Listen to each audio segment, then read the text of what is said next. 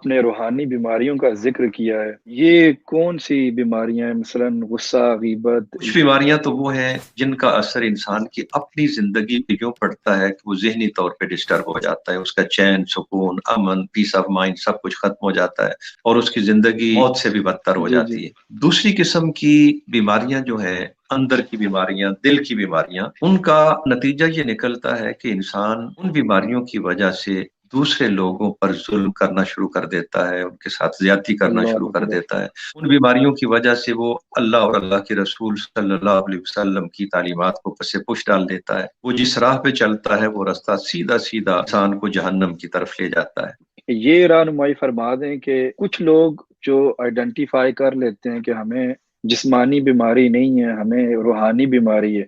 तो क्या जिस तरह जिस्मानी बीमारी को दूर करने के लिए डॉक्टर की ज़रूरत होती है, रूहानी बीमारियों को दूर करने के लिए भी किसी मेंटर की, किसी मुर्शिद की ज़रूरत या किसी तबीब की ज़रूरत है, या फिर ये ज़िक्र-अज़कार से भी दूर की जा सकती हैं? सच्ची बात यह है कि ये जो साइंस है ना, दिल की बीमारियां या रूह की बीमारियां, जिनको आप नफ्सियाती बीमारियों का नाम भी दे सकते हैं, जी, जी। इसमें कुछ तकलीफें तो वो हैं जिनके लिए जब हम कोई दम करते हैं या कोई रूहानी इलाज तजवीज करते हैं तो इससे इंसान के कल्ब पर, इंसान के दिल पर, इंसान के जहन पर जो मनफी किस्म के असरात होते हैं वो खत्म हो जाते हैं और एक बंदा फिर से अपनी नॉर्मल जिंदगी गुजारने में कामयाब हो जाता है। कुछ नफ्सियाती बीमारियां ऐसी हैं कि उनके लिए सिर्फ दम, तावीज काफी साबित नहीं होता। उसके लिए हमें कुछ काउंसलिंग करना पड़ती है, यानी इंसान का जो कुछ हिमाकतें इंसान से हो रही होती हैं तो काफी कुछ बातें समझाना पड़ती हैं और जब इंसान की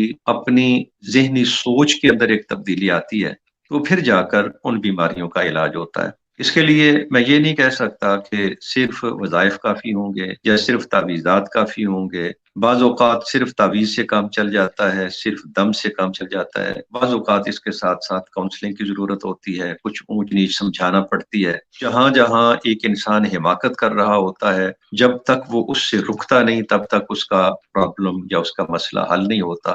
तो ये केस टू केस जब हम लेते हैं, तो उसके लिए ये मुख्तलिफ चीज़ें उनको आजमाना पड़ता है।